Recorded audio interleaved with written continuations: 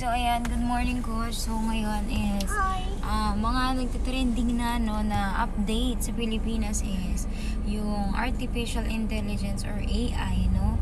Nagle-level up na yung Pilipinas kasabay na iba't ibang bansa. And paano kaya naapektuhan nun yung mga empleyado? Lalo na in the future no. Meron kasi sinasabi yung mga company na naggagamit sila ng AI pero nilalagay naman nila sa mas mga importanteng trabaho yung mga totoong tao. So, yung mga workers. Pero, kung... Ano po bang background mo before? Okay.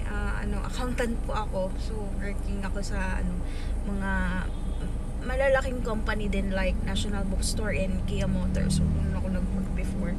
And, ang thoughts ko regarding yun sa AI na yan and mga robots and technologies na nag-upgrade na tayo ngayon, maganda po talaga siya. Pero kung isipin mong maigi, ang sobrang maaapektuhan nito later on ay yung mga empleyado na nakaasa lang sila sa isang trabaho. Yun na yung inaasahan nila ng kanilang buhay, kabuhayan ng buong pamilya nila. Well, in fact, kung ganun na nga lang is kulang na kulang po talaga yun. Kaya kung isipin mo ngayon pa lang dapat mayroon ka ng another source of income. Kasi bigyan kita ng pinaka simpleng example. Mapansin mo ang Jollibee, McDo, meron dyan pinipindot-pindot na lang and makaka-order ka na, mababayad ka na lang ng through ATM, through scanning, 'di ba, ng mga code.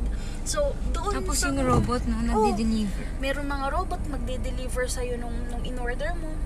So, darating talaga yung time na baka sa isang establishment, isa, dalawa na lang yung totoong tao doon and the rest is technology na yung umaandar, 'di ba? So, sa ibang bansa nga po 3, 4 na trabaho pa yung ginagawa ng tao, ganun ka-diskarte.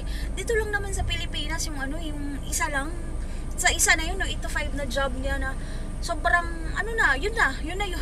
Pero kulang po talaga yun, na hindi talaga siya makakabuhay ng pamilya, lalo na kung pansinin mo, ang pagtaas ng sweldo, sobrang liit lang every year, pero ang pagtaas ng bilihin, sobrang taas ng bilihin ngayon, 'di ba? Sobrang taas po ng bilihin ngayon.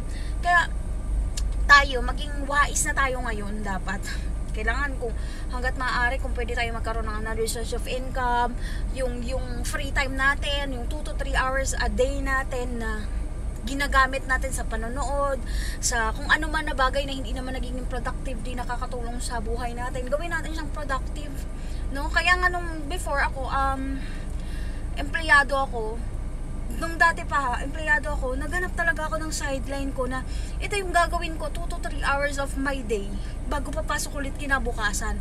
Kasi ang goal ko din, alam mo yun, ang goal ko rin kasi is matapos ako sa pagtatrabaho.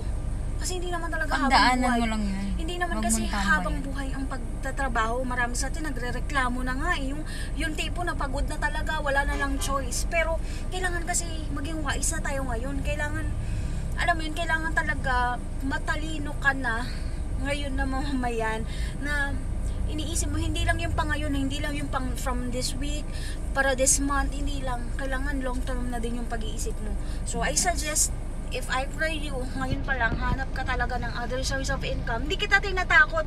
Mabuti na na-aware ka. Mabuti na meron kang backup plan. Kesa darating yung time na, wala na akong work kasi kala ko regular na ako pero iba na pala ngayon yung kasi meron na palang papalit sa amin, meron na palang pwedeng gumawa ng trabaho na yun na hindi na tao. So, yung suggestion ko sa'yo, maging matalino ka, maging wais ka. And hanap ka talaga ng another source of income mo na makakapagpadagdag ng kita mo para darating yung time kahit di ka na magtrabaho, meron ka pa rin income. So, yun lang. Yes, tama po yun, no? So, ayun, kagandahan, no? So, ang ginagawa din natin is may law of leverage. May mga iba kasi empleyado sila, tapos after ng work, yung iba dito, di ba, nag-aangkas, ganyan. So, nagpa-part-time din. At the end of the day, single source pa rin yun. Wala pa rin law of leverage doon. So, ikaw pa rin nagtatrabaho, ikaw pa rin nagsisikap, sarili mong sikap tsaka kumikita. Pero, bakit hindi mo sisimulan ang isang opportunity na paghirapan mo ngayon, pero sa susunod may mga leaders ka under your team na magsisikap din makuha yung pangarap nila, magkakaroon ka ng law of leverage. So, sobrang importante nun kung gusto mo talaga ng time and financial freedom na tinatawag. Kung meron ka ring thoughts, pwede mo rin i-comment dito sa video na ito. So, Yes, para at least tama. magkaroon tayo ng Communication. Yes, Yan. palitan ng information na Yes. pagkakaintindi mo nung ganung mga scenario. So, yun lang naman yung thoughts namin. So, Okay, Ayan. thank you. Thanks for watching.